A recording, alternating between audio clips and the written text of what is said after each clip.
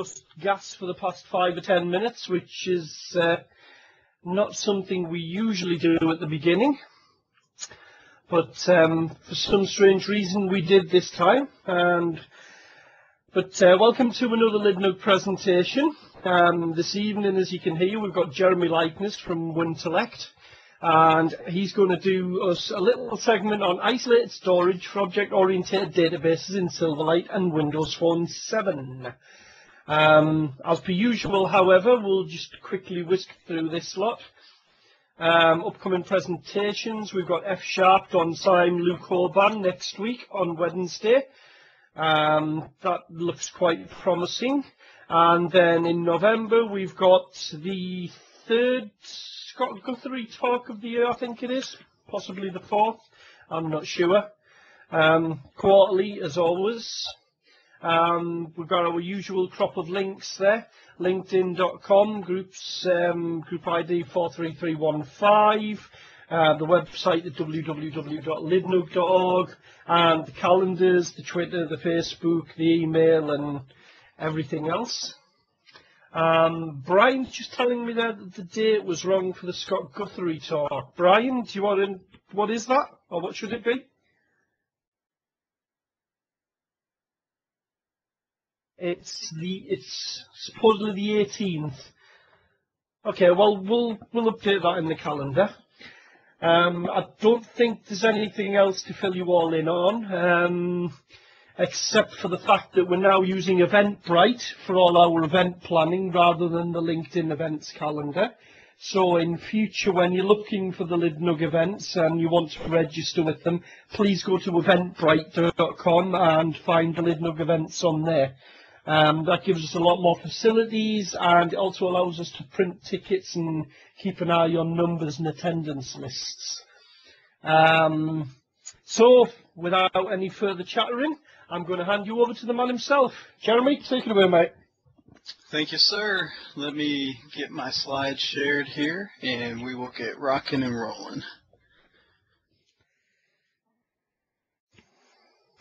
Okay, so we should be up. So again, my name is Jeremy Likness, and I'm a senior consultant and project manager with Untitled, and I've got a couple pieces of information here just for you to note down and jump on. The first is my Twitter feed, the @JeremyLikness, and this is a Twitter feed that's mainly focused on technology, so it's not a personal Twitter feed where you'll find out about my favorite foods or where I'm going or how I feel. It's focused on Silverlight, Managed Extensibility Framework, and Windows Phone 7. So I try to tweet as much breaking news as I can through those feeds. And then my blog, c#image.jeremylikness.com. That's where I write articles that are, again, mostly related to Silverlight. We'll probably see some more Windows Phone 7 as I drive into a lot more development in that area, and then some Managed Extensibility Framework. Just a quick background on the company I'm with, Untitled.com. You can find out more details there. We're basically a consulting, training, and debugging company that's actually all over the United States. So I can't say we're based out of a central area, and I think a lot of people in the LinkedIn.net users groups are probably familiar with the founders, Jeffrey Richter, Jeff Procyse, John Robbins. So these guys have done a lot in the .NET world. And so we'll move along here and take a look at what we're going to talk about today. So it's an interesting topic, isolated storage.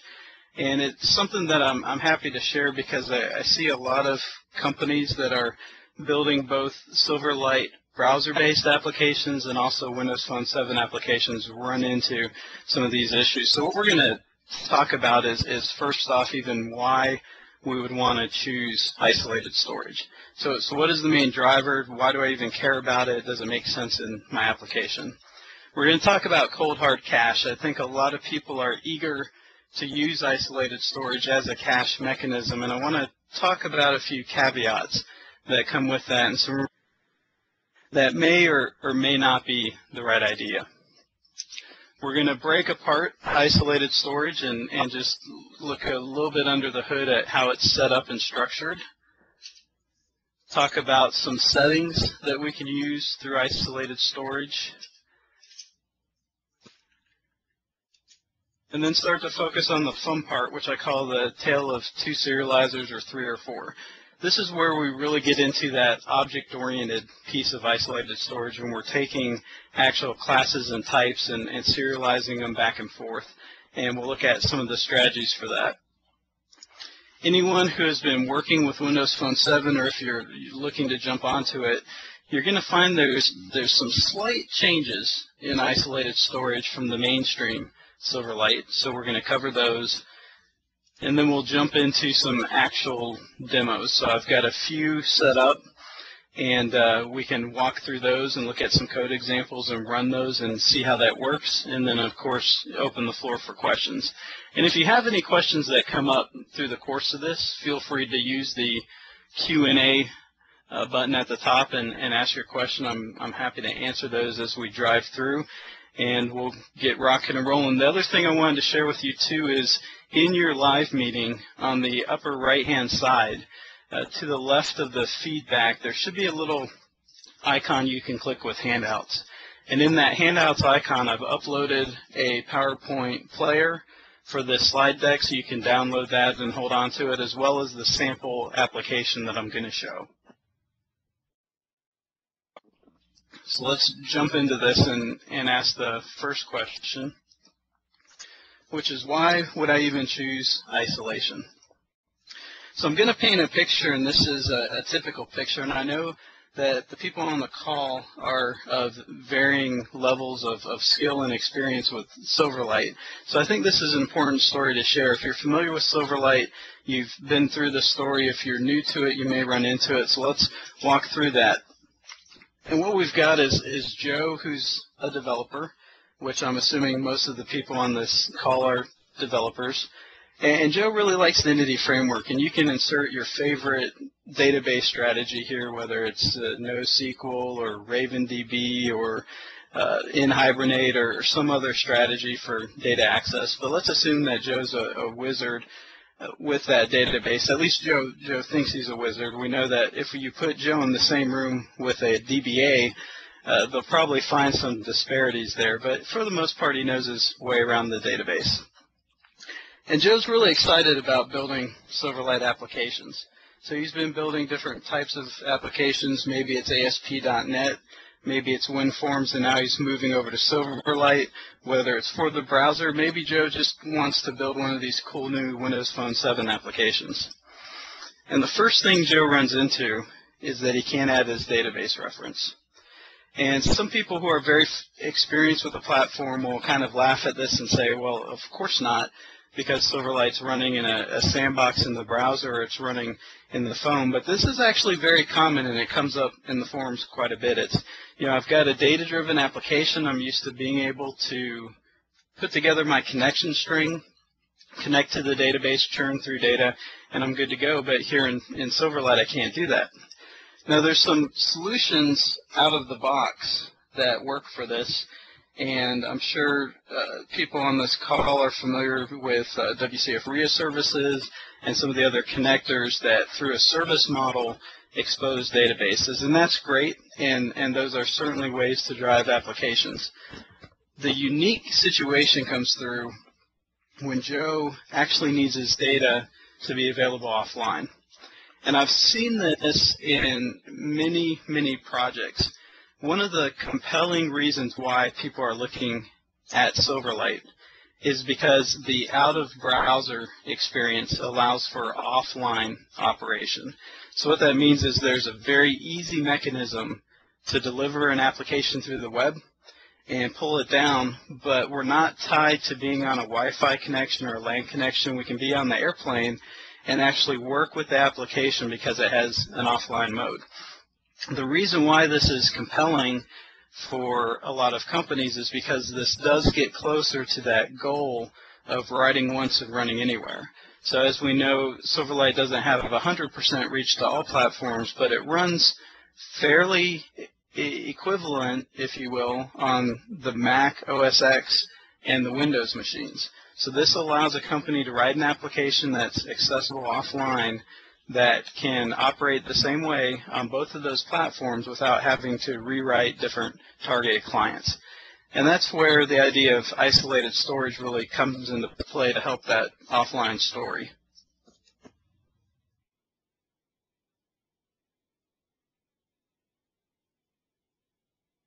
So let's talk about what isolated storage makes sense to do, and then we'll drive into some more details. So isolated storage is definitely the perfect place to persist settings and user preferences. So if you have something that you want the user to save, some people think of isolated storage as similar to cookies.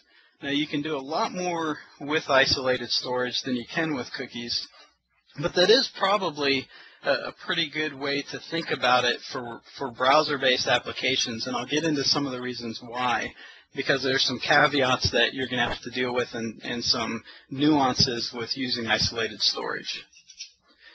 Isolated storage is great to provide a client cache for what we'll call relatively static lists.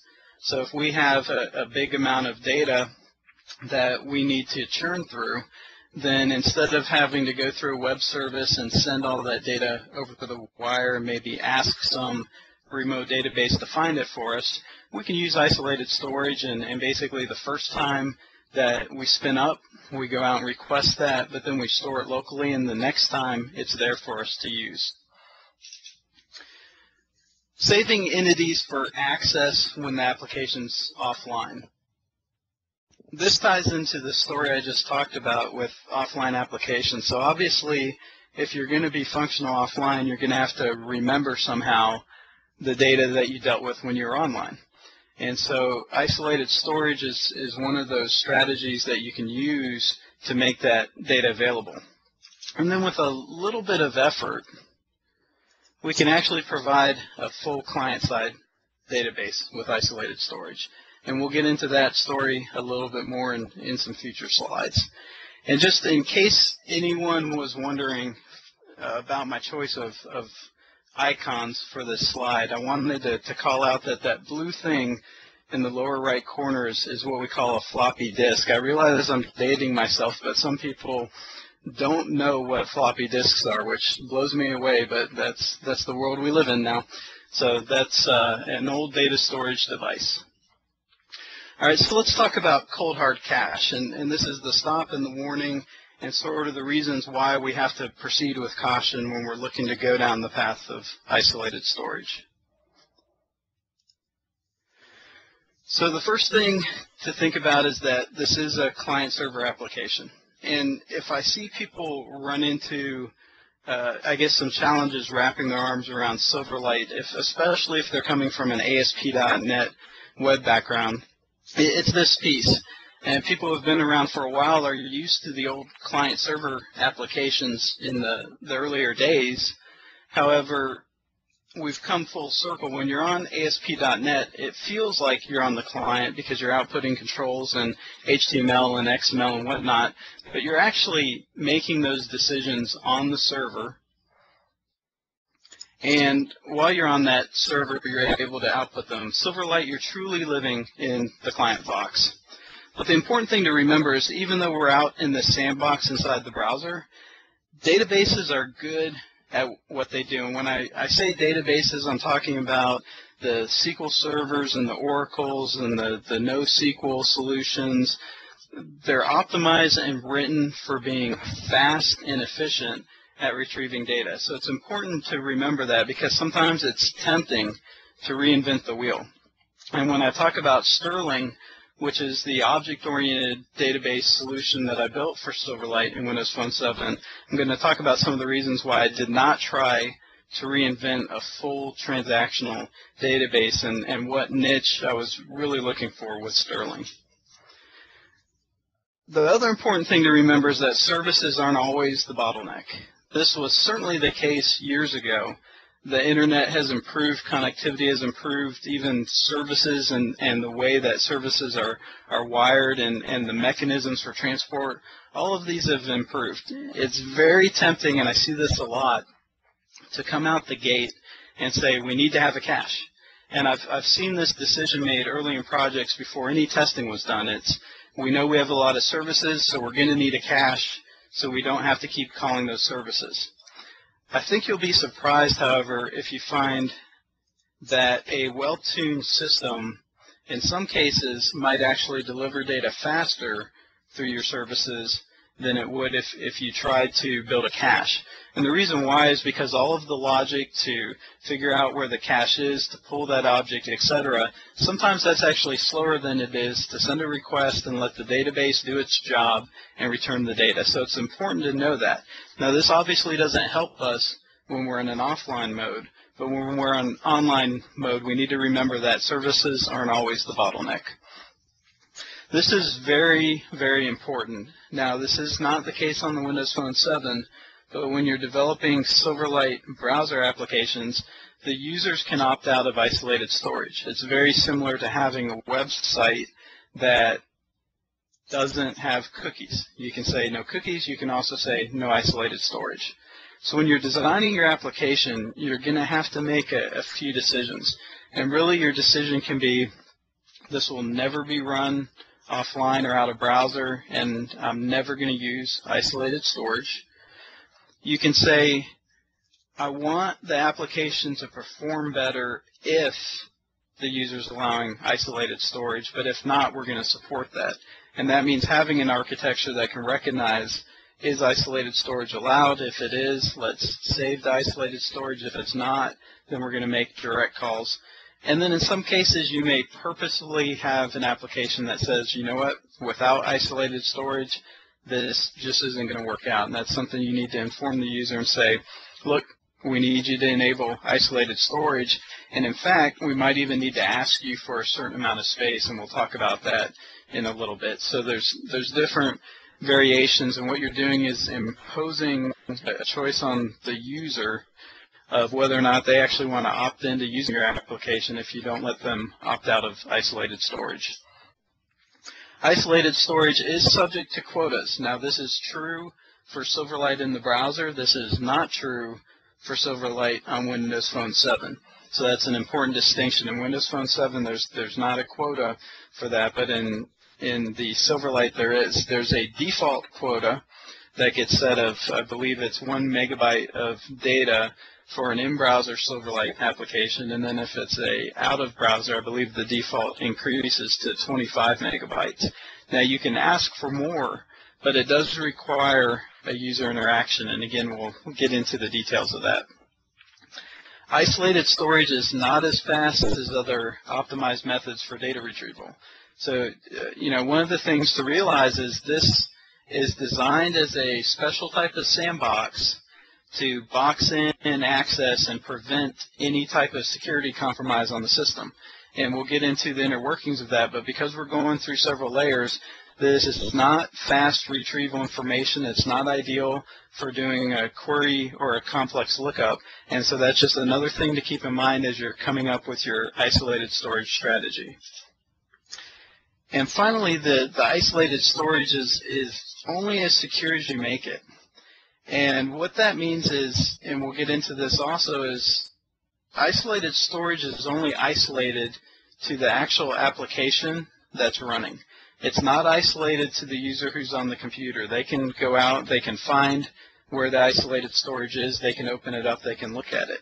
So if you're storing sensitive data, for example, in isolated storage, then you've got an issue where users can see that. So you can encrypt that data and obviously add some layers of protection, but it is something to keep in mind.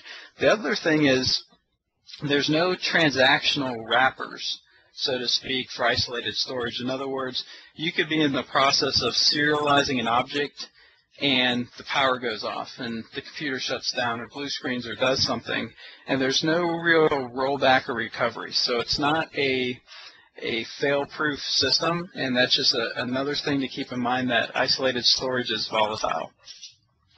So all of these sort of sum up to ask the one big question: if I'm going to place this in my application, do I really want to choose isolation?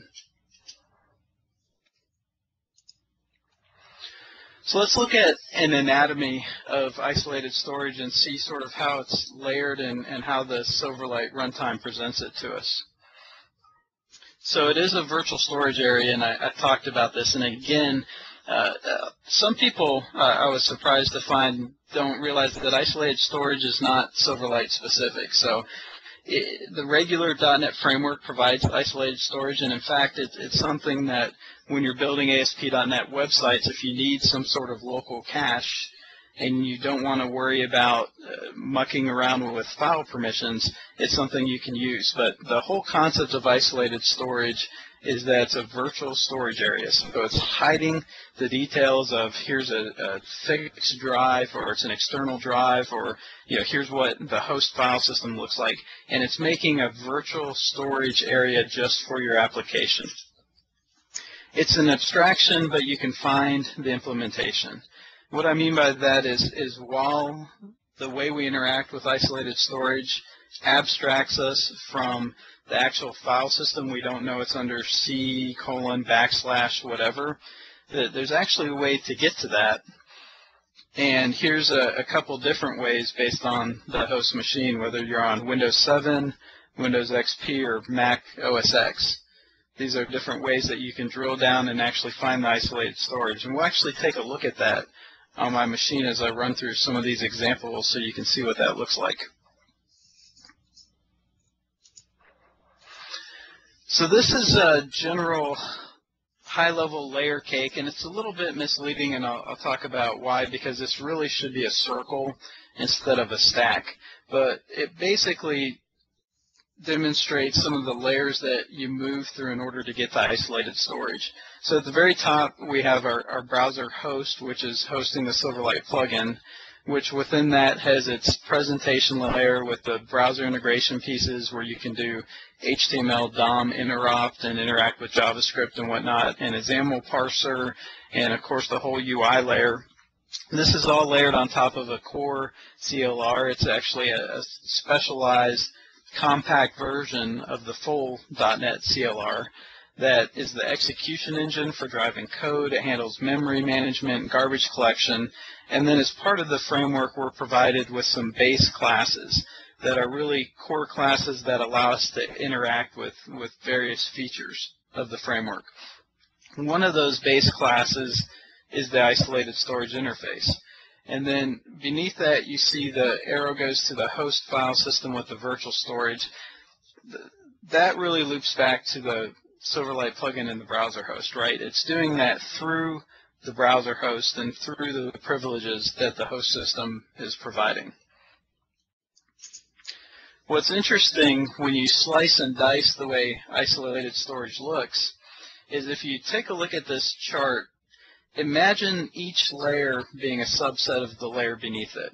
So in other words, you've got your host file system, whether it's a Windows 7, a Windows Vista, Windows XP, a Mac OS X, if you're running the mono versions in a Linux system. But then we've got slices out of that system for one site or another site. And this is specific to when we're running Silverlight in the browser. You may have a host site, www.mycompletelyawesome.apps.com, and several applications running on that can have access to the same chunk of site data through isolated storage. And that's illustrated through the user 1 and the user 2 on the right-hand side. Those users may actually be in different Silverlight applications that are on the same domain, but they have access to the same slice. And remember, as we go up the list, it's a subset, so user 1 in no way, shape, or form can access what user 2 has access to, but both of those are a slice of some space that's allocated at the site level. On the left side, we see that the site can be further split up into the application level. So in other words, I can have 5 different applications running on my domain, and I can say application 1 is not allowed to see anything related to application 2, is not allowed to see anything related to application 3, and so on. Now, the important thing to remember with this model is that the site-level settings do not apply to Windows Phone 7. So in other words, on Windows Phone 7, you cannot have a site level and say, well, if my app is served from this company, then App 1 and App 2 and App 3 should be able to access a common area of isolated storage. That's not supported. on the Windows Phone 7, so you can only have application-specific storage.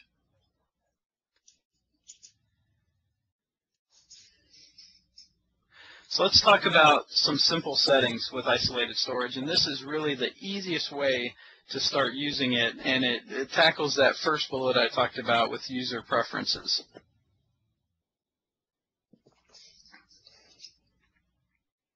And this is actually an example that you can get straight off MSDN in the overview with isolated storage. But the first thing we're doing here is we're saying to the isolated storage class, which is our interface to that virtual sandbox, so to speak, give me a class that handles application settings. And this is actually a special class in isolated storage specifically for storing and retrieving key value pairs. You can also do site settings if you're in Silverlight, not on the Windows Phone, but in a Silverlight application. If you want those settings that are shared between multiple applications, you can ask for the site settings, and that will scope it based on the domain that the Silverlight ZAP files served from. In this case, we're adding a simple email address, and it's the typical features you're used to with a dictionary. You can extract it through the indexer and say, I want that email. You can update it through the indexer and say, okay, here's a new email. And then you can remove that setting. Now, these settings can be strings, they can be dates, they can pretty much be anything that's serializable. So you could actually store a class in one of these settings. However, if you're looking to store something that's as complex as a class, that's probably where we need to start looking at the file system and actually get into some of the serializers. So let's talk about the serializers. So fundamentally, and I'm going to show the example and some code of how you grab a handle to isolated storage and how you create files and store files. But fundamentally, once you have access to the file system, it should look and feel like any other file system that you're used to. You'll never use absolute paths.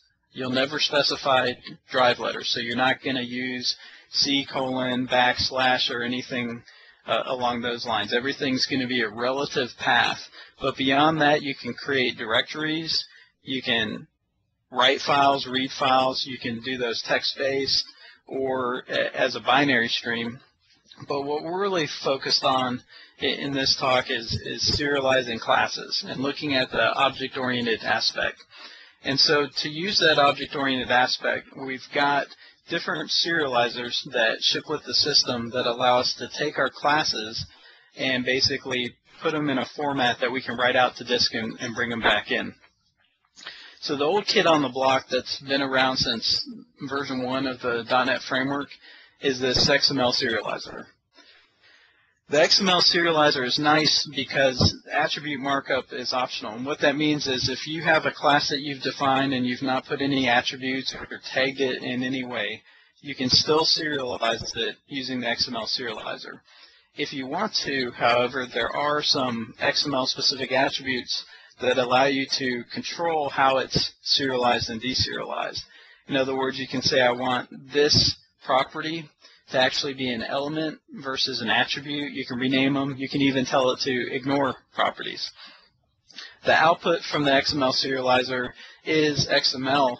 So when you're serializing this to isolated storage, you're basically writing a text file that has XML in it. And when you're deserializing it, you're pulling it back. And we'll look at this in more detail in a future slide. The DataContractSerializer wrote in with Windows Communication Foundation. So this is one that people who have done heavy web services are familiar with.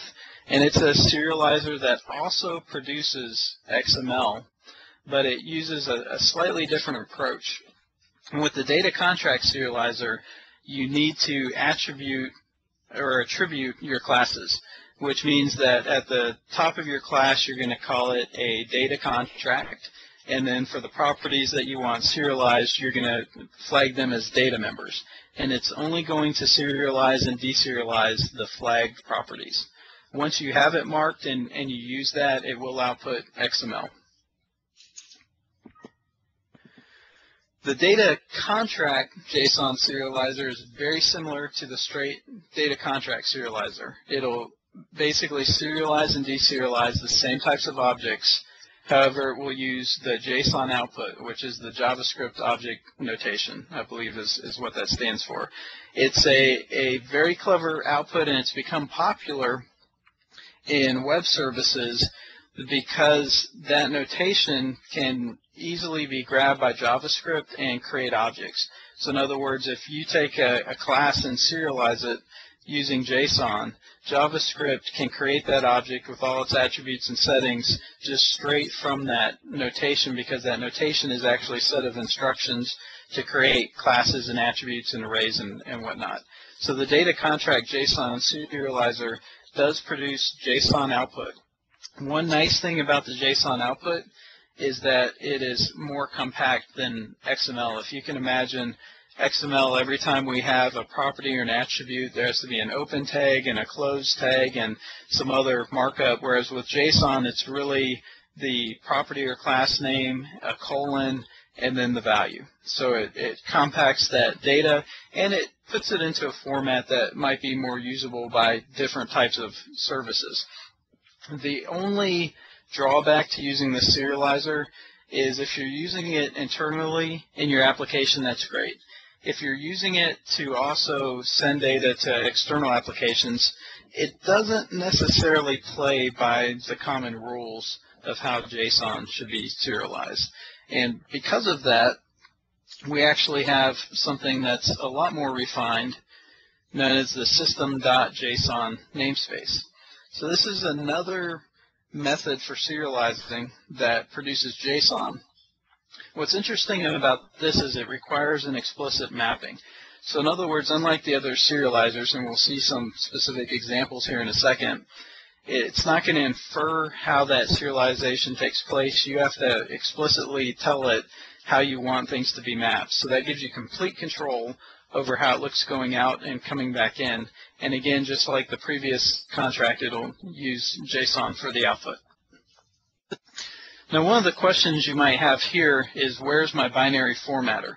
So a very compact way of serializing is to create a binary formatter and serialize to binary.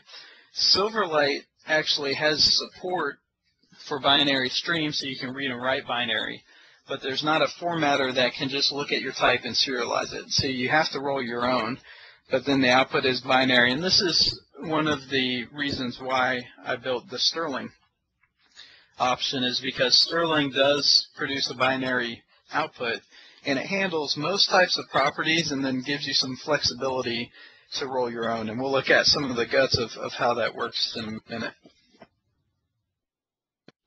And then the other thing I want to share is that there are plenty of third-party options, and these are important because Sterling is the project that I built. It's a lightweight relational type database that we'll drill into, but it does have its pros and cons. It was designed for a very specific purpose, which may not be the reason you want it.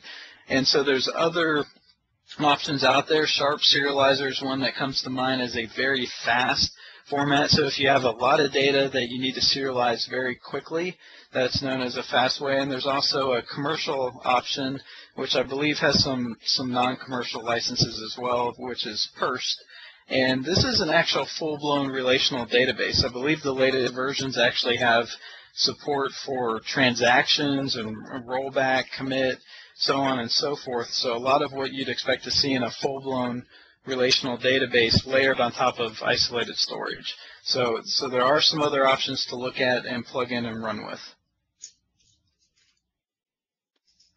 So let's take a look at the XMLSerializer in more detail.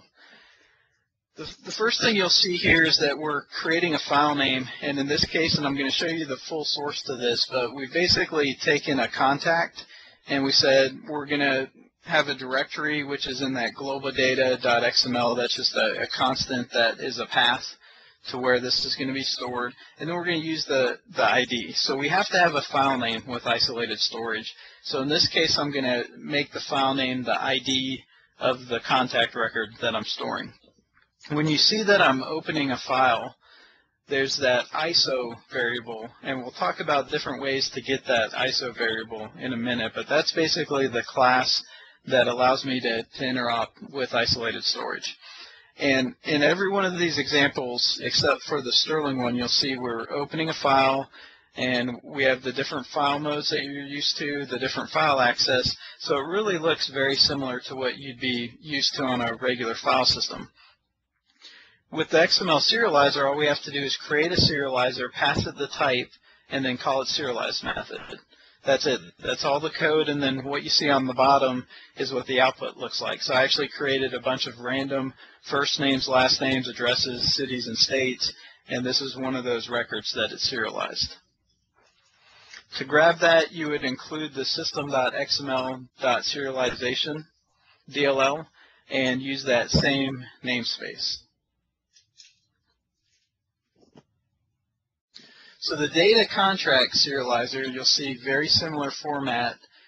We're simply creating an instance of the DataContractSerializer instead of the XMLSerializer.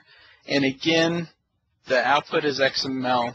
This XML is slightly more compact. There's not a XML markup in the beginning, so if you look at the first line, the XML version equals 1.0, you're not going to see that in the data contract. It's also not putting line feeds by default, so you save some space there. Otherwise, it's very similar to the XML version. To use the data contract serializer, you're going to need to reference the system runtime serialization DLL and namespace. And you're also going to have to mark up your classes, and this is what I talked about. You can't just take any class and serialize it this way. You're going to need to put the attributes on that class so it's prepared for that serialization. The JSON serializer, again, same pattern. You can see at the bottom that is the JSON format. So this is much more compact than the first two options, and it's something that can read just straight in and out of that JSON format. This one might throw you for a loop, though, if you try to use it, because even though the namespace is system.runtime.serialization.json, the DLL that you'll need to include is system.servicemodel.web. This one also requires data contract and data member for you to use it. This last one is system.json, and if you recall when we were reviewing the different serializers, I said you had to specify how it gets marked up. That's because this namespace gives you complete control over how the JSON is serialized through a set of different objects. There's a JSON object, there's a JSON array, and some other helper objects. So in this case, I'm really just taking my contact and I'm giving it instructions. So if I wanted to override address and call it street address or whatever, I can, but this basically explicitly tells it, here's how I want you to serialize it. I save it to the isolated storage stream, and you can see it's pretty much identical output as the previous method. The advantage that I have here, though, is I don't have to mark up my class. So in other words, I don't have to call it a data contract or put a data member on anything. I can go straight into serialization. And that's in the system.json.dll, assembly and namespace. Now here's an interesting caveat, because a lot of people who have started Windows Phone development said, hey, where's our JSON? Because that JSON serializer is missing, and then there's no native way to do that. Well, the SDK itself does not have this system.json, but it can be added to a Windows Phone 7. So it's not an official part of the SDK, but I do know many people using Windows Phone 7 projects who are using this particular assembly and namespace to do their JSON serialization and deserialization. There's also some open source projects out there that you can search for that help facilitate that as well. So the last piece we come to is Sterling, and this is the open source project I created to help facilitate. Basically, I had three goals in mind when I created Sterling, and the reason I'm bringing it up here is because we'll get to look at some of the guts of how it interacts with isolated storage. The first was I didn't want to have to do a lot to be able to serialize a class. I wanted it to be pretty much implicit. The second was I wanted to be able to have relational classes. And in that sense, the idea was if I have lists that then depend on other lists, how can I quickly get to that data and query and sort without having to deserialize the entire record? So if you can imagine, when I have contacts and I have 500 contacts, I don't want to load all 500 contacts from disk. I want to grab the piece of the contact that I need, maybe the name if I'm doing a query by name, and then only when I select it, pull it from disk. So that was the second. And the third was I wanted it to be compact. I wanted it to use a binary format, which you can see here in the serialized piece. So in Sterling, basically the 3 steps to serialize. One is you create a table definition and you tell Sterling, I want to save this type with this type of key. And the lambda expression you see tells Sterling how to get to the key. So I'm saying basically this will have an integer key, and the way you get to it is by looking at the ID on the contact. So that's how you tell it you're ready to serialize something. To serialize it, you just call save, and then what you see on disk is actually this binary format. So it's the most compact format out of all the serializers that we've talked about here. And then that's available as an open source project. You can go to sterling.coplex.com and you just include this DLL, or if you're on the Windows Phone, there's a sterling.windowsphone.dll. So based on what we just ran through the different serializers, I made a graph based on the test program I'm going to show you that basically serialized 2,000 contacts. So you can see the XML versus the data contract. So just by basically stripping that initial XML declaration and the line feeds, you can see the data contract saves some size on disk. The data contract JSON and System.Json are close to each other. And then Sterling by far has the lowest footprint of a very small compact binary. However, on the flip side, when you look at save and load times, you can see that most of the existing serializers serialize at a comparable rate. So this is time in seconds for 2,000 entities. And you can see that data contract and System.Json are the fastest, followed by XML and data contract JSON. Now I wanted to point out that the System.Json is still fast, just because some people assume that because we're mapping the attributes ourselves, and you saw that where I basically created the dictionary and mapped the values, that would slow it down. But if you think about it, the built-in serializers are also having to do something similar. They have to parse that class, find the properties, and do these mappings. And that's why this is comparably as fast, if not faster. So you can see Sterling itself is slow, and that's because of the heavy reflection and some of the things it has to do. So it's not ideal for saving a lot of data. If you have small pieces of data, that's definitely something that it excels at, but it's not going to be the best case for, say, taking 5,000 contacts and bulk saving them at the same time. And I say don't let this fool you, because I'm going to show you the reason why it does shine and where the object-oriented data piece comes into play and some uses where it does make sense. So the final thing I want to do before we jump into a demo and actually look at some code is just review a couple notes for the Windows Phone 7 on how isolated storage is a little bit different. First thing you'll find is there's no quota, so there's not even a sense of going to the quota APIs and saying how much, because it doesn't exist, and they'll tell you there's no quota. There's no get user store for site. We don't have any site-wide settings. It's all application specific. There's no limit for the storage on the disk, so don't ask. I see a lot of people asking about that, and the official word is there's not a limit. Now, obviously, the phone itself has a physical limit, and if you look at what it takes to serialize data, and in the case I showed you, we had 2,000 contacts with first name, last name, address, city, and state. And in the Sterling, it was taking about 100 kilobytes. And in the heavyweight XMLSerializer, we were actually at about 600 kilobytes. So even with the heavyweight, you're not talking about a lot of space needed to store these items. So it shouldn't be an issue where you run into needing gigs and gigs of space. There's no site settings, so you can only use the application settings.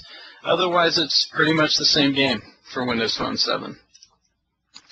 So let's go ahead and jump based on what we just talked about and go into a demo. So what I'm going to do is switch my sharing here over to my Visual Studio so we can jump into a sample.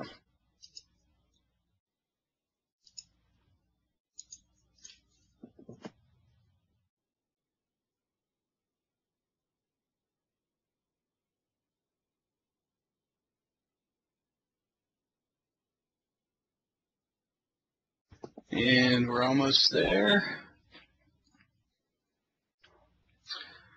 Okay, so inside the sample, and this is when I talked to you a little bit earlier about the handouts. This is a sample that you can pull down directly from the site, from this live meeting actually, through the handouts icon. Basically, I have a main view model that is going to drive running through the different serialization scenarios. So I'll run through the source quickly for you and then actually run the demo so we can see what it's doing. The first thing that you'll notice is when we actually begin, this is just a command, so we're going to click on a button, is it's getting the user store for the application. And this isolated storage file, this is our key class that allows us to interact with isolated storage. And we've got quite a few user store for site, user store for application, and then we know that this for site won't exist on the phone.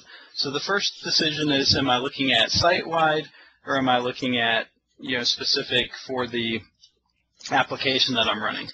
Within that ISO object that we get, you can see we've got quite a bit now. We've got available free space based on our quota. We've got different file manipulations that we'd expect, create directory, create file, delete, and so forth. We can iterate directory names, get file names. But what you're also going to see is this quota and available free space.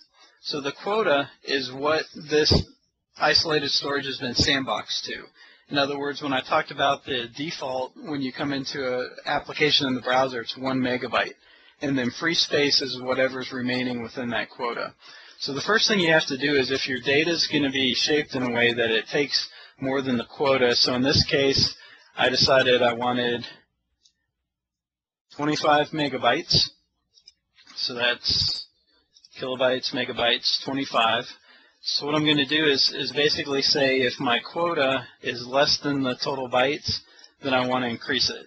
Now here I'm making an assumption because I know in my application I'm going to wipe out whatever's there, so my quota is fine. If you're dealing with an application that's layering data, then you actually have to look at not just what the quota is, but what the available free space is, and make sure you accommodate enough so that you can handle what's existing in the isolated storage and what you're going to add. When you call this method, ISO increase quota 2, this actually prompts the user, and I'm going to show you that, and asks them for permission to increase the quota. And so the user can opt out of that. They can say, no way you're getting this extra space, and you're going to need to deal with that. The way I dealt with it in this demo is basically I just don't go, right? So if I don't have the quota, and if the user says no, we stop there.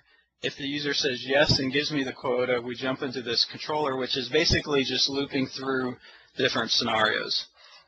And so if we look at the scenarios, I've got my steps here. So step 1, we're clearing isolated storage. And let's take a look at what that looks like. So here, again, I'm getting my special isolated storage object and saying, give me the user store for the application. So I'm working at the application level. And then I'm asking it to delete different directories that I've specified for the different serialization strategies. So in here you can see, hey, if it doesn't exist, we're good. We don't need to delete it. Otherwise, I need to iterate all the files, and within that I need to delete the file, so on and so forth. So it's a typical recursion that you're going to see looping through a directory. So here I just basically told me get all files, and then if it starts with my directory name, I know that file's part of that directory structure, and then I delete the file, delete the directory. So that's the initial step, just to set things up. The next step is going to be to load some random names and addresses. So I've basically embedded some resources that have random names, random cities, and so forth. And so the purpose of this step is to just blow through those and load them into a class so that I have access to them. This third step goes through and randomly creates contacts. And so that's just going to be a list that we store in memory. And then we jump into our serialization steps. So the first step here is actually the XML serialization. So you can see when I kick this off and I'm doing it in a background worker, that lets me perform the work in the background but still report updates to the UI so we can see the progress.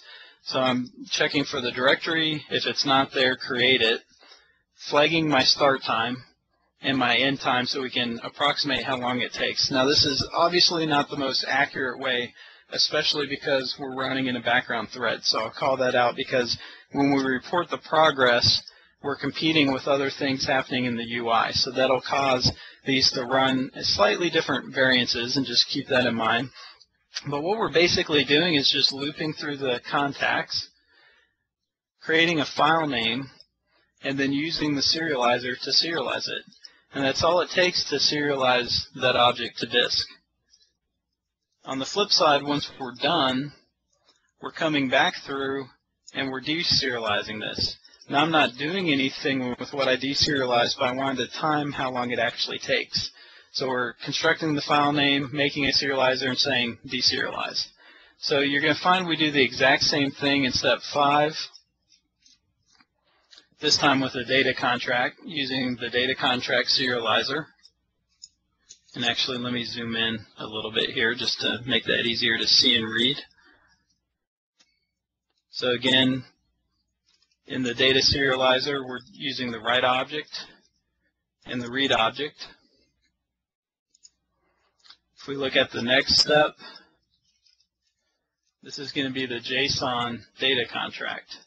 Same concept. We're using a JSON serializer, write object, and down here we'll read the object. Step 7 is with the System.Json. So this is where we explicitly build our dictionary to serialize it.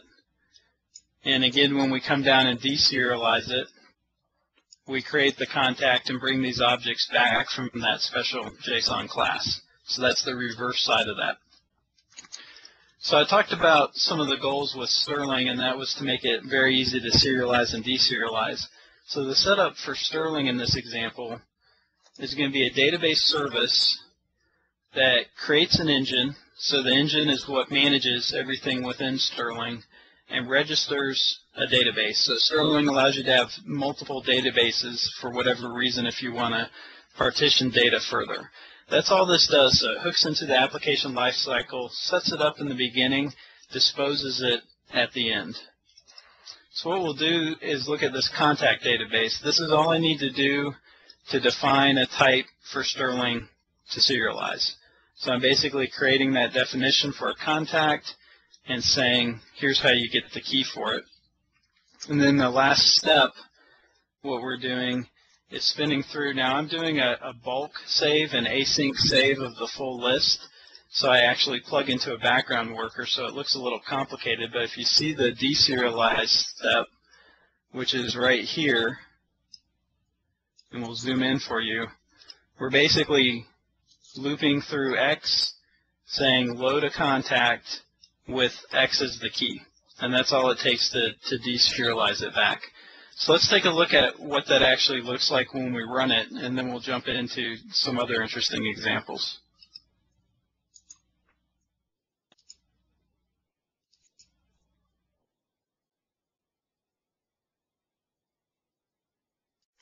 Give me 1 second here while I link to my sample window.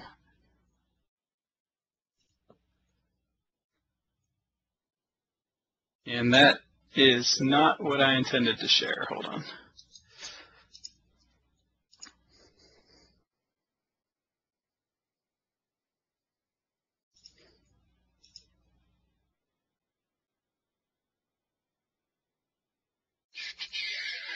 There we go. Okay, so here's the serialization example, and this is what I talked about with this begin button. So we're going to click that. It's actually going to kick off. I'm going to actually cheat and restart this because I want you to see the prompt. So if we go into our application storage, this is where we can right-click, go into Silverlight, and you're not going to see this because I'm not explicitly sharing it, but it's popping up a Silverlight window that lets me say, am I even going to allow application storage? So I've got a checkbox, and then I can delete the isolated storage for different applications. So that's what I'm doing. I'm going to enable the isolated storage, but I'm going to wipe out anything I had. So the first thing this will do when I click on it is it'll pop up a dialog asking me if I want to increase storage. When I say yes, it kicks off a process, and that's what you can see on your screen. So first we're serializing and deserializing with XML. Now we're using the data contract. Now we're using the JSON data contract. Then the System.Json, and you can see all of these methods are very similar to each other in speed for 2,000 contacts. And then here comes Sterling, which is the slow one of the bunch. It was easy to wire up, but it's certainly not fast for the bulk transactions, but we'll show you in just a second where it is fast. So that's gone through and finished. So that's a solution that you can download and have some templates for serializing and deserializing your objects. But let's pop over a tab and take a look at the object-oriented side of things. So the way that Sterling works and the way that you can build this basically in your own application the way you want to, and that's the reason why I released Sterling as open source, so you can go through the code and grab those ideas for yourself, is it stores critical information in memory, and then the rest of the information it serializes on disk. So here I've imported the US RDA food database. And in this first column, so the column to the left is actually one I wired up to show the diagnostic messages that spit out from Sterling. The next column is going to be different groups. So I've got spices and herbs, baby foods, so on. And you can see each time I select these, I instantaneously get a different list in the second column.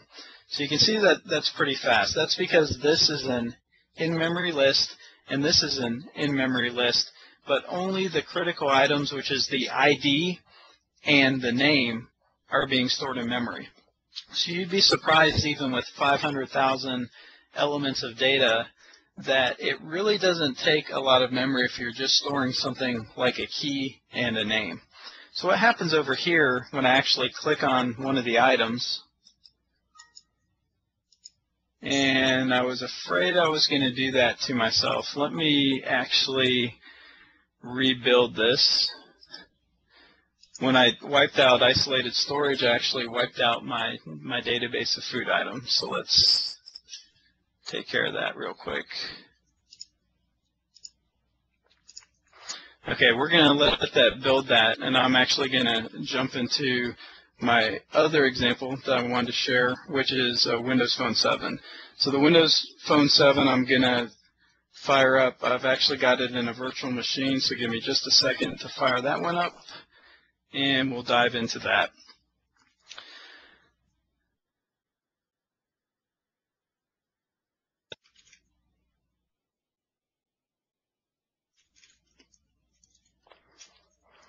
And again, if you have questions while I'm navigating to this, definitely feel free to pop those up in the Q&A window. Happy to answer those while I'm driving into my virtual machine here.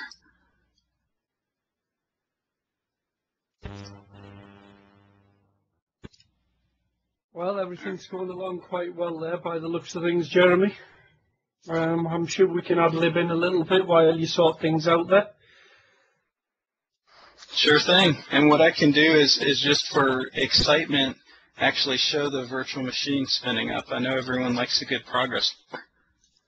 Well, there we go.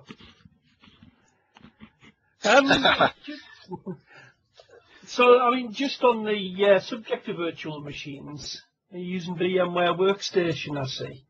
Hypervisor or anything like that, or is it just a bog standard install? It's just a standard install. It's I do.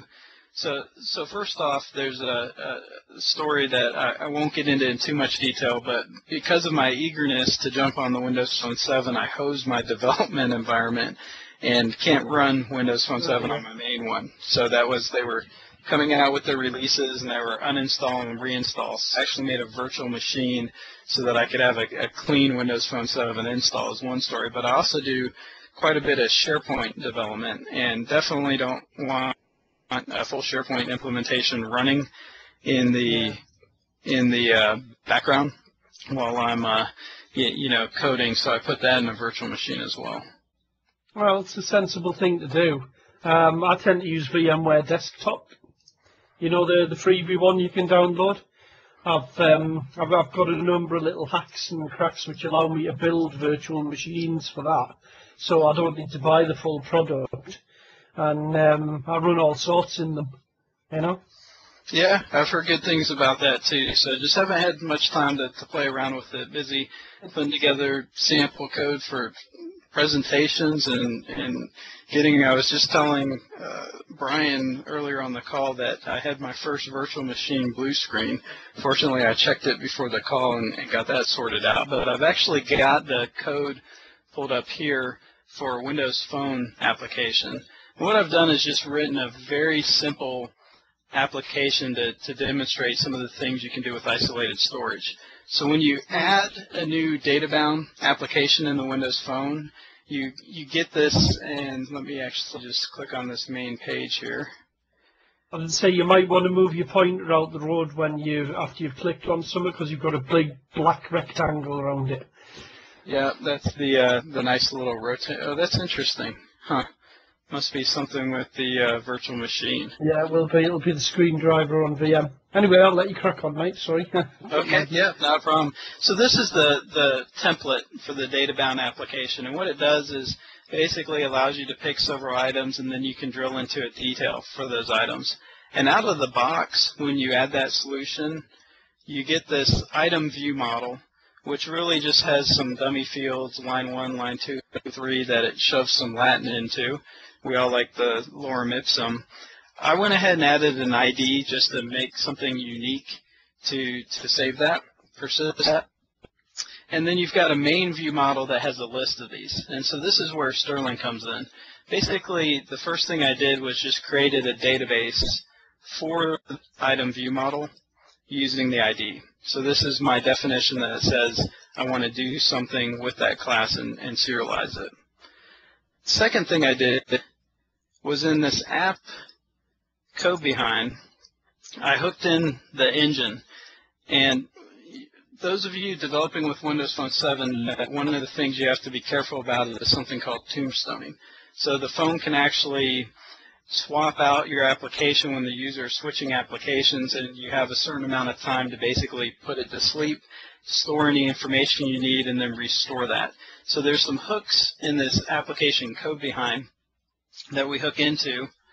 And so what I've done here is created an Activate engine that basically fires up the Sterling engine.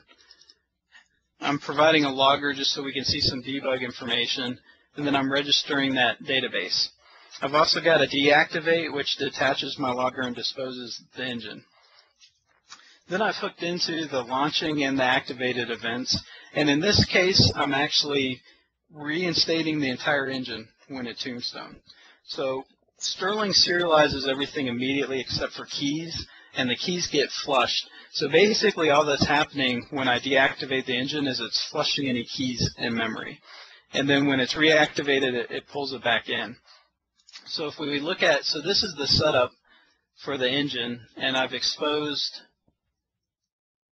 this property so that I can get at the database anywhere from the application. So then if we look at the main view model,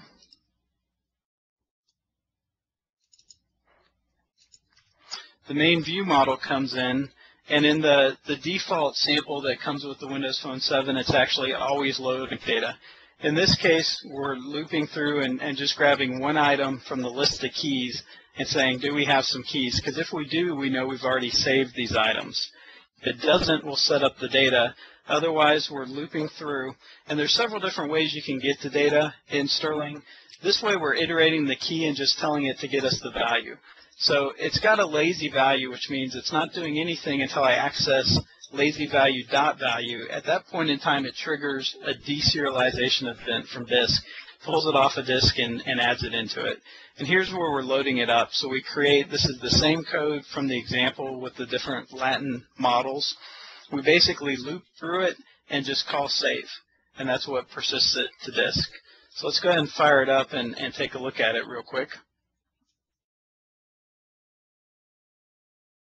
And you can see it said resuming, so it's actually going to bring it back, in this case, from a tombstone state. And you've got all my debug running over here, so that's what's taking the app a little while to fire up.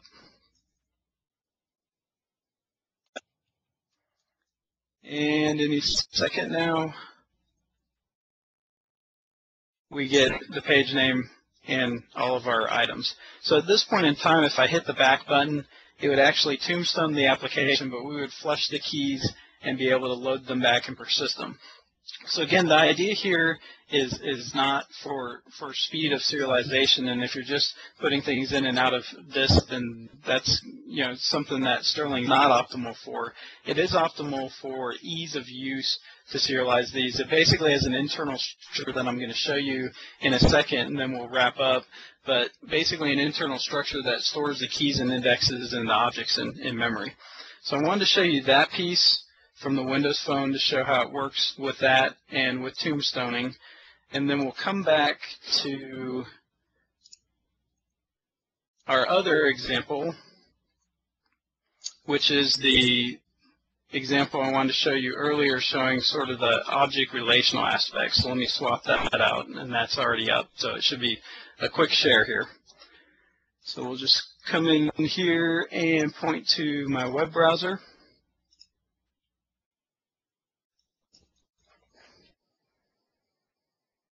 And pop over to the Sterling sample. Okay, so we're back on this screen. So I'm going to click here, going to click here. And what you see immediately over on the right-hand column is a graph with a calorie breakdown and all of this information: energy, sodium, vitamins, retinol, folate, so on and so forth. So this is where I believe using isolated storage for a cache makes sense, where you have these extremely fast lookups in memory. So I'm switching a group, I'm clicking on an item, and then this piece here is I'll call it quote-unquote slow piece, because we're actually deserializing the item for disk. But you can see when we're doing it an item at a time, it happens relatively quickly. Up here in the search, I can actually narrow my search, say cream, or how about celery, and you can see I get instant feedback in that search list. So that's nice and fast, and I'm going to show you the source code for how that happens. But when I click on the item, it's taking the ID that was in memory and going out and deserializing that from disk. Now, I show that as an example because you can certainly use that type of strategy in your own applications and wire it up manually. For example, let's say you have a huge list of items.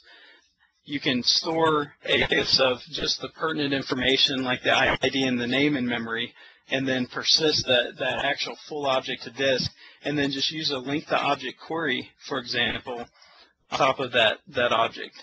So let's pull up the Sterling example and show you some details on how that piece is wired together. So you can see I've got this code up here. Let me just switch here, though, and flip to a different project.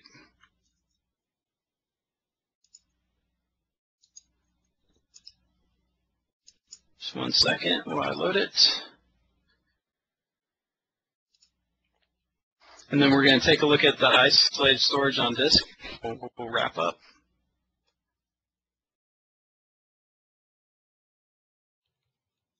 Yeah, and that's exactly why I saved this for the end of the presentation. I noticed my system gets a little wonky after that virtual machine runs. So not sure what's going on there.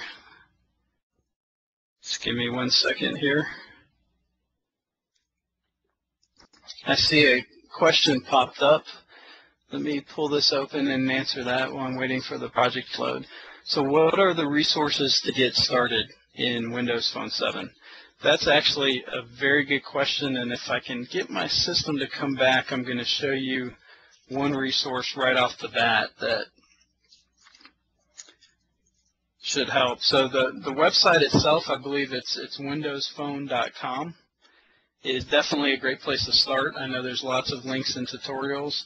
I know there's quite a few feeds on Twitter that are following Windows Phone 7 and related articles. You can Google it and get reams of information, but there's actually a set of launches going on around the country right now where different areas are having hands-on workshops. I know, in fact, today in Atlanta we're having ours, and I'm going to get you that link in just a second.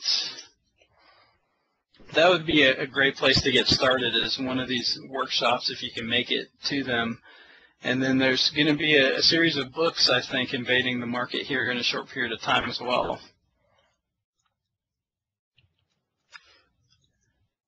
Okay, well, you know what? I'm going to officially declare my system as being dead after running that virtual machine. I can't even get Internet Explorer to respond, so definitely happy to answer additional questions. I was going to say, it seems like you're not the only one with problems, Jeremy. I think we've just lost Brian as well, by the looks of things. Oh, well, yeah, because I was hoping to show the actual what this looked like on disk. And basically in the PowerPoint presentation that you can download, I showed the path. And beneath that path, the isolated storage, it does some obfuscation, if you will. It'll create some strange scrambled names. But it's really a moot point because the Windows 7 has the integrated search now, so it's very easy to search. So what I'll usually do if I want to find isolated storage is I'll write a file with a file name like tag, for example. And then what I can do is drill down to that top-level isolated storage directory and just type in the word tag. And it'll instantly pop up where that file was saved.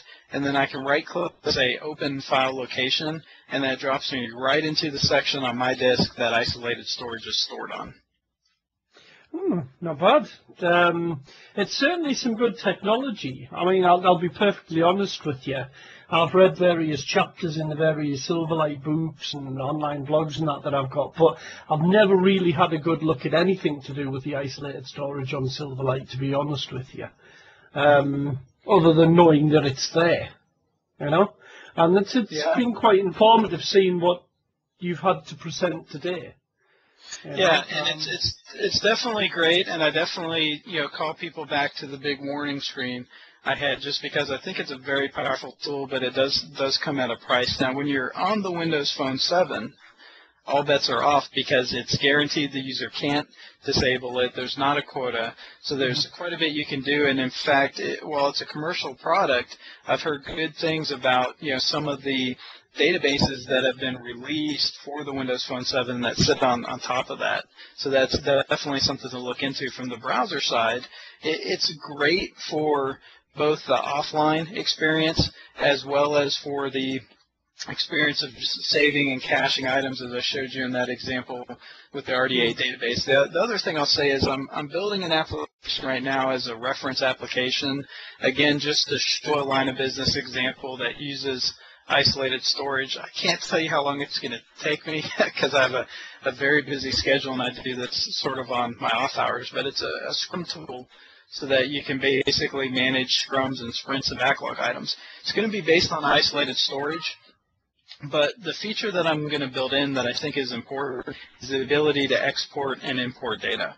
And I think if you're building a Silverlight application with offline storage, you want that ability so the user is able to back up that data in a way that they see fit. So whether it's an internal format that they click and it saves the disk and then they can put it on a thumb drive, or it's a separator or something, giving that facility so that if the isolated storage is blown away for whatever reason, the user can simply come back in and re-import their files, I think would go a long way to the usability story for that.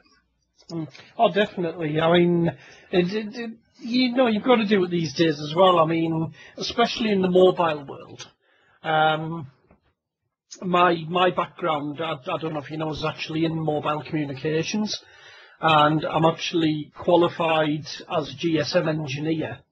So I know all too well the problems with radio links and the handset maintaining the connectivity back to its base station and all that whole slew of things that revolve around why you have as many signal bars as you do on the handset. And certainly having a disconnected storage like that on a mobile device that you can work with even when you're in the middle of nowhere is just a fantastically well thought out idea. You know, I mean, my hat does go off to MS for thinking and putting the forethought into that. And certainly, especially when you look at it from, I mean, the amount of people that use public cafes and Wi-Fi hotspots and things like that now, you know, and putting this kind of stuff onto a keyring, as you mentioned, thumb drives, is just another genius idea. Yeah. One interesting question that springs to mind, though, with respect to the thumb drive and the remote storage kind of things, can this be put to any kind of use to store security keys? So that gets back to the whole bullet of, you know, this is as secure as you allow it to be. So you could write a elevated trust application or even a partial trust that stores keys, but I would think that you would have to have a pretty good strategy for encrypting those just because of how easy it is to get to the isolated storage on the disk. So it certainly could serve as a container and a place to store that, but it would have the caveat of making sure that you do your due diligence. So it's basically not a particularly sensible idea, but it is possible. It is possible. Absolutely. And I mean, I think it does open the door. One of my motivations for writing, for example, the scrub management tool is exactly what you said. When I'm sitting on the airplane and I don't have a live link to TFS, what would be nice would be to export some of the items into an Excel, pop it into a nice tool that I can visually navigate through a project and drag and drop and use storyboards and whatnot. And then once I land, export it to another file, import it back into TFS, and I'm good to go. For sure. Simon's posing a question here on Q&A. I don't know if you've... I see that on the chart, serializer. So I'll add a couple things. So I've seen and read some posts around it. Actually, there's a post on CodePlex that did a comparison of it with the regular, and it just won hands down for speed. So in my assumption, and this actually segues into another reason I wrote Sterling as well that I'll get into. In my opinion, anything that requires a massive amount of data, and here's an example. One of the things that you could potentially do, and I've been looking into this plugin model, is when you first load an application, maybe you're doing an application that interacts with Bing Maps and overlays state and county data, so you have all these polygons and boundaries. So you've got to package them somehow in the Silverlight application. And jumping around in a embedded stream file is not necessarily the best way to get at the data. So it may make sense to package them as embedded resources, spin through them, and then write them to isolated storage, and then later on read them back and use that to actually render your map. So in that case, that setup experience is going to take some time as you churn through those and write them. So when you need speed, another good example would be an image manipulation program. Maybe you're creating a program and you're saving strokes for undo and saving the image, and you want it to be such that if the user closes their browser and comes back that they can pick up where they left off. Well, in that case, you'd want some sort of fast serialization strategy, and that's where I think serializer like that serializer makes sense because of the speed. On the flip side, if what you're looking for is really just a way to serialize data that's user-driven, the reality is, and I think a lot of people overlook this, is users are slow. compared to the computer, right? I mean, the computer runs circles around us. So when people start saying, well, this one takes 5 times to serialize compared to that one, I say, you know, it depends. Are you saving one item while the user's jumping through a screen? If that's the case, they're probably not going to notice. If you're saving 5,000 items, then yes, it becomes an issue. But when you have these types of line of business applications where you've got a list and then you drill into an item in the list, then it stops to matter so much how long it takes to save and load if we're really just talking milliseconds. And it becomes more important on how easy it is to maintain and extend the application. And that's the other reason why I built that open source project with Sterling, was because a lot of the database solutions that are out there require that you inherit from their objects for your classes. And so you have to base it off of a database-based class to do it, which is fine if you design that from the onset. But I wanted something a little more flexible that said, I may already have an application that has a ton of classes. How nice would it be to just bolt something on, write a Lambda expression to say what's unique about that class, and then I can suddenly save it and retrieve it from disk and also have relational data. And the other piece that I didn't get into was that it supports indexes. And indexes are nice because you can have covered indexes. When I showed the example with the groups and the food names, those were covered indexes because even though there was calorie data and nutrition breakdown data on that object, the indexes really just brought back the ID and the name. So I never had to go to disk for anything. I could pull them in memory, filter, and sort them, and then only go to disk when I really needed to. Yeah. Well, again, it makes a lot of sense because, I mean, in-memory stuff is always going to be faster than physical storage anyway at the end of the day. You know? Yep. There was something else I was going to ask there as well. It's gone completely out of my head. You know, my wife gets upset with me for the same reason. She says I just talk so much that everything she wants to tell me she forgets by the time I'm done. I know that feeling. I definitely know that feeling. But no, I mean, it's certainly got a good future, and I mean, the sandboxing is just something that's desperately needed. I mean, take for example, I don't know if you follow Jeff Alwood on your Twitter stream, but he posted a few out this afternoon. He's been hit by some drive-by Java exploits, some zero-day ones, and it was exactly the same thing every time. He's got hit something like 5 times in a row, and they were all exploits because of flaws in the sandbox design or things that weren't sandboxed properly. So, I mean, the whole isolated thing, I think anyway, as we become a more and more connected society and people who depend more and more on mobile devices, you know, we just, the sandbox thing just has to get better and better and better and more robust. And, well, you know where I'm going with this one. You know? I do. And just real quick, since we're at the tail end of this and I know a lot of our audience dropped off, I actually got control of my computer back. So what I've done on the screen to share is showing you the access to that sandbox. So you can see at the top here in the bar, I've gone to Users, Jeremy Likness, App Data, Local Low, Microsoft, Silverlight. And I happen to know Sterling always saves itself in a top-level directory called Sterling.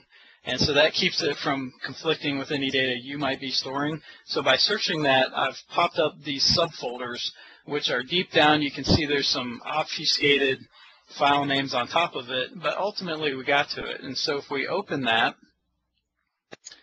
let's see, open folder location, we can actually drill in and you can see here's my database definition that I store, and this gives me a list of the types that I'm keeping track of, and we can actually, let me pop up Notepad real quick, or maybe not.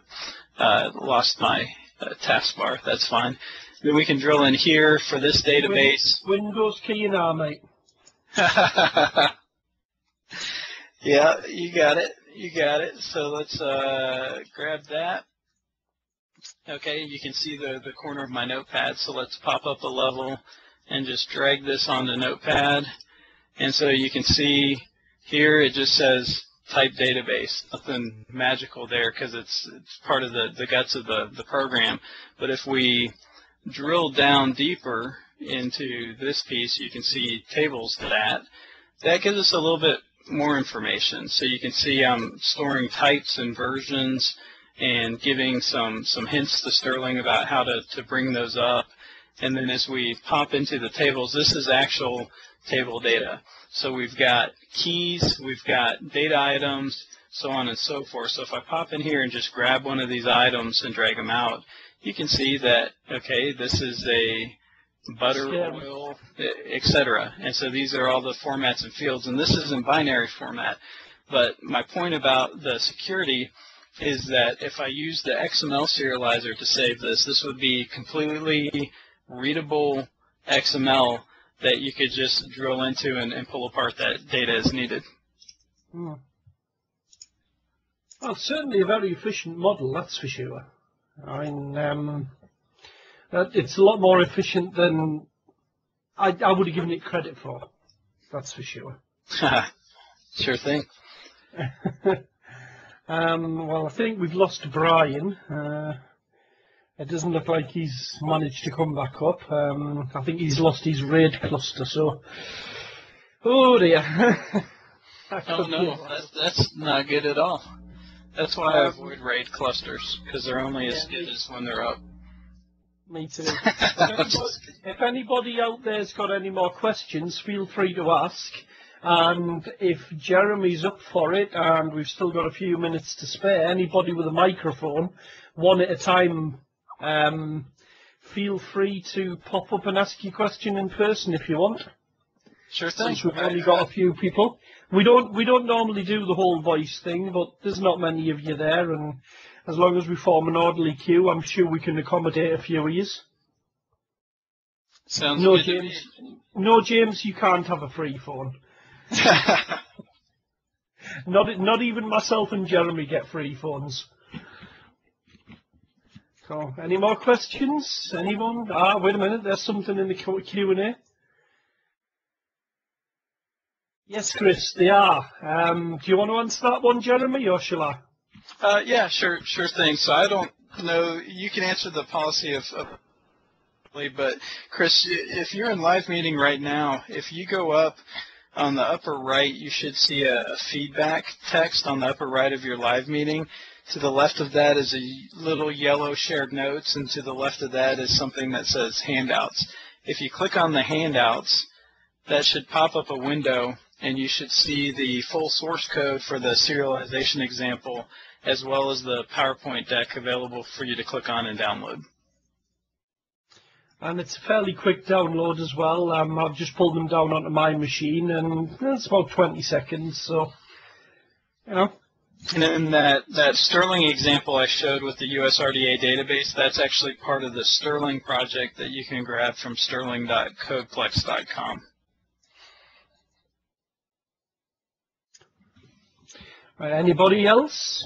Any takers? Do we have anybody with the mic who wants to ask a vocal question? That's a good question. Is the WP7 tombstoning example in the zip too? The answer is no, and I'm glad you asked that because the existing version of Sterling does have a bug on the Windows Phone 7. It turns out that the isolated storage engine is not identical, and on Windows Phone 7 it does not like a trailing slash when we create a directory. And so I'm producing that bug fix with the updated example that you saw. So the next version that I check in for Sterling will have that contained with it. I could probably zip it up and send it to the LinkedIn users group team and see if they have some place to post it. I don't know how long, Peter, you keep the handouts up on the live meeting site or how you distribute them after the meeting's recorded, but I can definitely zip that up and make it available. And the next question, not directly related, but what do you think the consumer uptake will be like, as it's great for devs but Joe blogs? So my answer to that is I really wish I had a clue. Yeah, I've got to agree with that one. I mean, it's definitely, you know, and I'll give you an example. This is a good question because I was flying for travel to consult down in Florida, actually Boca Raton, so it was a tough trip if you can imagine.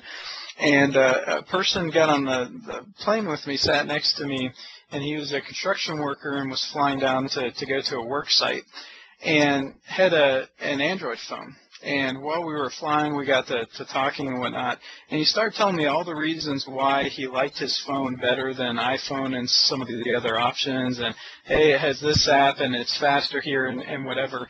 And the whole point of that conversation is, here's a person who's not a technical person, but definitely had a strong opinion and was spreading that word of mouth about what he liked on the phone. So I'm convinced that as wonderful as the platform is, and I think it's absolutely phenomenal, and if you look at my Twitter stream, I recently tweeted a page that has videos of 100 different applications for the phone, and if you look at them, they're just stunning. So I think it's great, but the truth is that individual I was sitting next to on the plane is going to make the call, and the question is, will he know about that? Because the average person you walk up to will tell you iPhone's the most popular phone, even though statistically by use I don't believe it is. But it just goes to show its public perception. Now, I know Microsoft is investing a lot of money in marketing this, but it really is going to be the consumer, and that's what I always have to check myself on, is I think it's a massively amazing platform, but we're going to have to wait and see how the consumers take to it and how they like it. Yeah, I mean, it's always going to be the stronger consumer opinion. I completely agree with you on that one. You know, and statistically, Android's actually the more popular of the two. Okay. Well, at least that's what I've read anyway. And I know certainly I was out shopping with the wife a couple of weeks ago, and I was looking in the phone shops round where I live, and I was asking about WP7, and I basically got blank looks off most of them. You know, most of the phone shop owners, including the O2 shop, the Orange shop, the Vodafone shop, and they're all like, oh, you mean one of them fancy Windows things? I don't know. You know, and you know, it certainly is. It's what people hear. It's what they get told. You know, and everything's always on recommendation. To add a further comment onto that, I don't know. I don't think it is too late for Windows Phone 7 and Nokia. I don't know about Nokia. I'm not going to give any judgment on that, even though I do have quite a few opinions on Nokia's strategy. But certainly, he's an interesting thought for Windows Phone 7. Microsoft classically, have a habit of coming late to the party. Yeah? And the reason I think they tend to come late to the party is not because they like the struggle and the fight to get out there into the marketplace, but what they do is they push the ideas out there and they get people interested in them. And then they get other people to take the ideas up and iron out the bugs. Now, just to give you an example of what I'm on about, let's look at the iPhone. The iPhone has a nice, shiny interface. People love it. But how many problems did Apple have with the hardware in the device? It took them 4 revisions to get it right. And then Microsoft have come out with the Windows Phone 7 with a nice, slidey, touchy, pointy interface, very much like the iPhones, built on a hardware platform that's already tried and tested and has been made and been running by HTC for many years now with no problems whatsoever. Which do you think is going to become the more reliable device? You see where I'm coming from on that point? Absolutely. Yeah, I don't think it's ever too late to the game. I think there's been plenty of examples where latecomers have come in and done it well. And I think that the biggest thing that I see the Windows Phone going for, and it makes it a big risk too, but is the fact that they could have gone the Me Too route and basically followed suit and tried to make a really good copy, in which case I think a lot of people would have had predetermined ideas, but they decided to take a fresh look and a fresh approach, and people are going to have different opinions on how that approach pans out, but I think that's a really good thing that they came up with this whole Metro style and Metro look and feel, and I think it's going to factor in quite a bit. Yeah, for sure. I mean, there's no two ways about it. It's a nice looking device. And I think they've got the balance right as well, because it's going to be something that they're going to leverage the enterprise facilities. You just know they are. I mean, why do most business people pick Windows Phone? Easy. It integrates with it integrates with Office, it integrates with the platform, it integrates with the mail, it integrates with Exchange and everything else in the whole ecosphere. You know, it just works for them. But they do need to get the numbers back on the consumer side of the market, because that's where they're going to struggle. And they've absolutely got that right with the whole Metro look and feel, I think. I agree. But anyway, I think we should possibly wrap the presentation as it is up there. What do you think, Jeremy? Sounds good to me. Yeah, I don't think we've got any more questions. Well, James is having a little stab there. Looks at the Windows 5 and 10 minute restarts. It's no worse than the 5 minutes it takes my Nokia to reboot, mate. Or the 10 minutes it takes me to boot into Android. But then again, I am dual booting Android on a HTC Windows mobile device. So there you go. There you go. But yeah, thanks all for attending. It's been a good session, Jeremy. Learned some new tricks there. And as always, this will be available on www.lidnug.org eventually. Just whisk across to there, click on archives. We should